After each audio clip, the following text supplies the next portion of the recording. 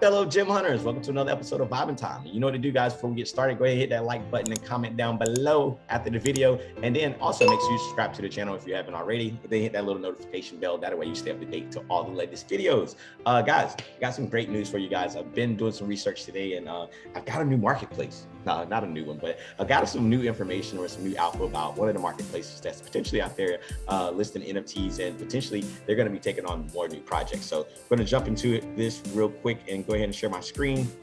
Let me get you guys up and going. So boom. I'm not sure if you guys seen this, but Magic Eden, or let's just jump in. What is Magic Eden? Magic Eden to me, or not to me, Magic Eden is the largest Solana NFT marketplace. Anytime you see a good Solana collection, then they're probably listed on Magic Eden. Magic Eden is also one of those NFT marketplaces that have a lot of volume. Like we'll jump into some of the stats here in a little bit, but they have a lot of volume, but they only list Solana projects. Well, it's a little bit of an alpha leak, and they had something when you went into their website or to their marketplace and you click on new collections, it started showing like they would be potentially listing Ethereum projects soon. So this is one of those things that's super exciting, because I think a lot of people get fed up with OpenSea and some of the things that's been happening on OpenSea with some of the hacks and things of that nature. So I think people are always looking for different marketplaces. That's why you have Coinbase have their marketplace. You have a XYZ marketplace. You have all these different marketplaces popping up, and the reason being is because people are trying to find different marketplaces or places to list their NFTs. So here's the official announcement that came out, because the screenshot was going around all over Twitter 2 days ago, and I was just waiting to see if they were going to respond. So they said, let's pretend there wasn't a screenshot of the new collections carousel floating around Twitter, and there's no big announcement coming up soon. You didn't see anything. So I thought this was really cool, because there's a little bit of a spin on it. Let's look and see what some of the comments were. You had me until I saw Twitter for Android. Oh my God, it's the new Solana mobile. Deal with it. I love their comebacks. Can't wait till we're supporting Terra NFTs. I was thinking more about Dogecoin NFTs. So they got a funny account. So pretty much, if you guys seen you go through the comments, people are just obviously going to show their stuff in the comments, but they always have these quick comebacks. So it's super cool. It's super funny. I like when projects and communities, go back and forth and just have jokes and stuff like that. So, but let's jump into some of the statistics over here. When we think about, volume, right? And obviously OpenSea is the big boy. It's been here since 2017. It's been running things. And we'll just say, we'll look at 30-day volume, right? And you're looking at 120 million.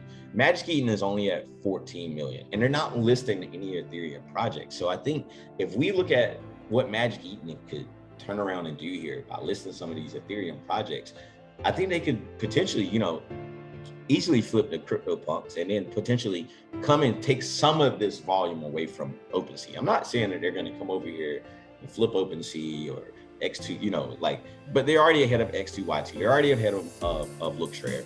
And Lookshare is one of the ones I really had big eyes on in the beginning, but after the hack, it just seemed like a lot of people lost trust, and a lot of people haven't went back. I still think after this bear market, I think they will have a nice rally. They've been one of the ones I started watching when it was like 15 cents, and now I think it's building back up a little bit nicely. But I know it's a lot of selling pressure on that chart.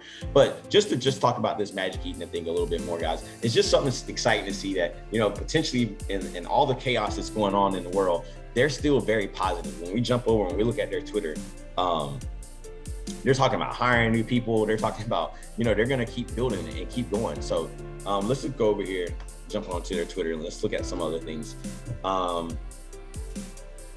See if anything else popped up. So we'll just search here. It's really just like a lot of Solana projects that's been coming out lately. So, and guys, I have not done any videos on any of the Solana projects recently, because I just been really about these free NFTs. I think free NFTs are the way to go right now. But I do like what Magic Eden is, broadcasting, saying, hey, look, we're going to come out with a big announcement. We're going to change some things up, and we're going to make it fun. We're going to get some of this volume back in our favor. And I think that's really cool. I love the competition in the field. And I think, Lookshare probably takes a little bit too much, from people, from their artists, right? So a lot of people like developing on some of these smaller marketplaces because it's cheaper fees and things of that nature. And they get more percent of their royalties. So let's see if we got anything else interesting here. No, not really, guys. I just really thought that was exciting news, man, because I was one of those people who, like, when I got into NFTs on Solana, like, and some of them were getting delisted from OpenSea, I was a little bit worried and sketched out. But then once I seen them going to Magic Eden, and I was able to go over there and list some of my NFTs, it just made me feel really comfortable. And I think it's a really smooth, marketplace to use. It's laid out pretty easy. They have fixed the little error where it did show the Ethereum thing here, but I think, you know, they just had a drop. But you can see all of the top projects.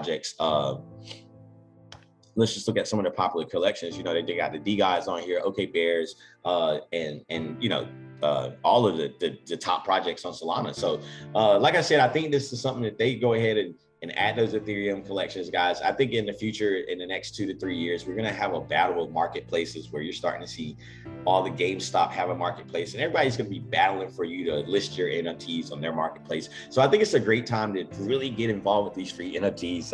So eventually, you know, like I think you know you'll be able to list them on multiple places and just have fun, right?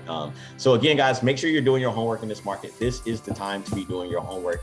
We did get a little bit of relief bounce in the market. I don't know if it's gonna be a fake out. But I see Matic is doing a really good number today. But guys, keep paying attention to your free NFTs. Try to get on these whitelist projects. Remember, if you're not paying anything for it, you have the best support at zero. And always, guys, this isn't financial advice. Just literally sharing entertainment for your entertainment purposes and educational experience, right?